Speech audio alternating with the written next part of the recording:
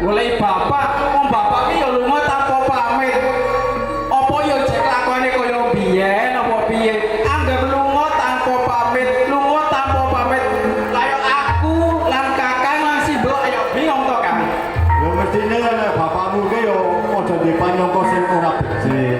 Ya mestine bapakmu ki ya gek golek bisane anak putune warga kabeh ki mene paringi ayem lan tentrem ya golek butuh wae apa mari sapa utawa ning juragan endi kita kira kowe warga masyarakat iki gek padha butuh akhir lebih sak panunggalane tak kira ya gek golek itu buat ngono aku ki ya ngrasani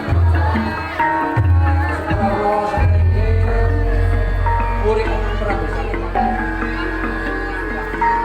kesusahan nang kesusahan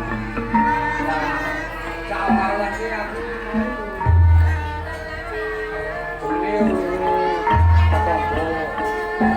sing mengkone bisa nambani uripku nambah mangkono iki ngene ya Mbak udah tuwa Iya kan?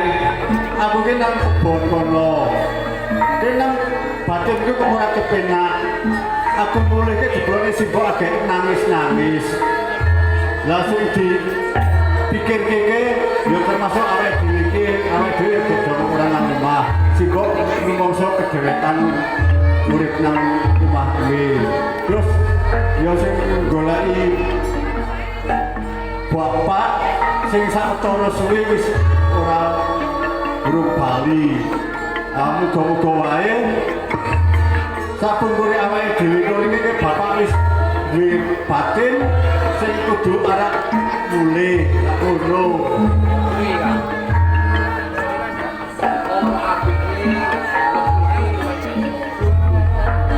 asake kan wae takon Simboke ae takon Simboke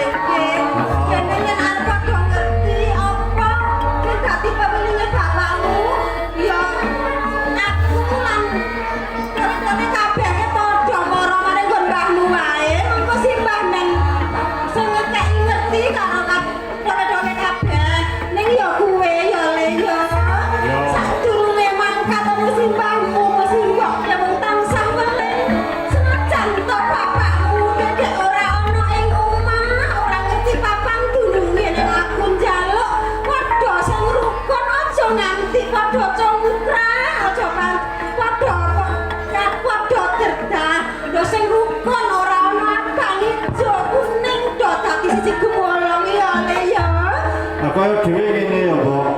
Aku sing dadi tengah tuwa. Kaya-kaya slamet karo tuwa. Kaya-kaya durung pernah kok padudon utawa sejane rebut balung tanpa sini kan kaya-kaya durung. Ya sakwene sing tak adepike ya aku dhewe sebagai wong tuwa mikir adik-adike ya apa adike kok iso mangan apa ora. Ngono. Aduh saiki awake dhewe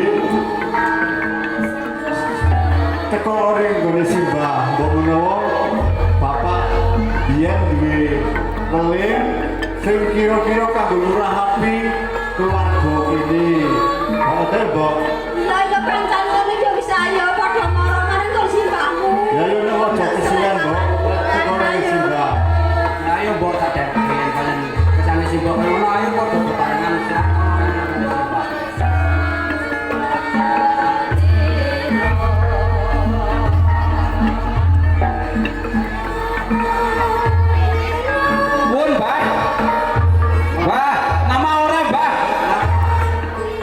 Kang, kaya-kaya simbah ana omah.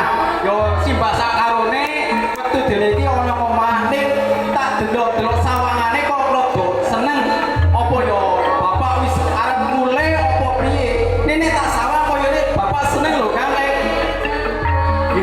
ngono nek kok wis sampe sine simbah kaya metu iki nyenengake. Halo. Mbah. Ini Mbah. Sak tekane putu-putu kabeh iki terutama si Simbo. Simbo teko ana simbah. Kalau anak-anak kabeh ya semua orang jadi perlu ditakoke karo simbah karo. Oh iya, aja kuatir, ora saka surat kalau kaya di sini. Di kanggo kowe kabeh si mantu pas sama patu karo. Aja kuatir di wijen kanggo sampe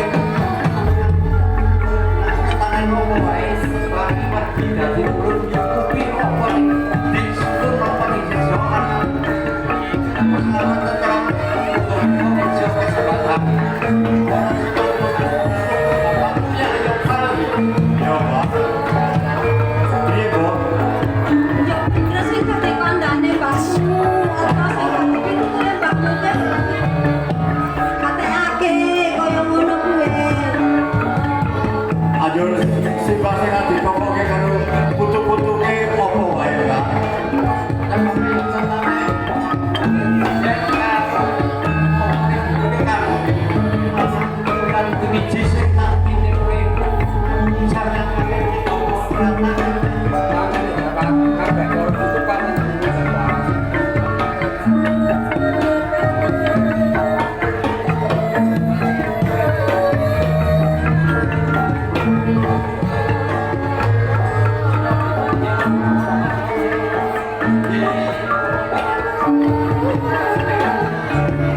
Oh, tadi ki mengko diwarai kabeh ana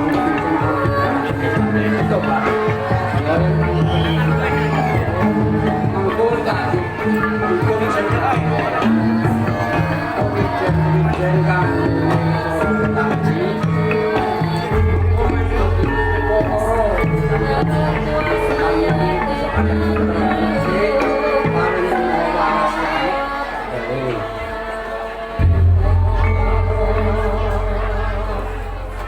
Yang ini kok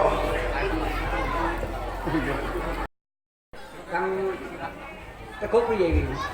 ngene kayak awake dhewe di warisi saka simbah kon mawarat kon ngratake kabeh para warga iki di para warga dikeki ngerti para warga masyarakat Glapansari kabeh kaya-kaya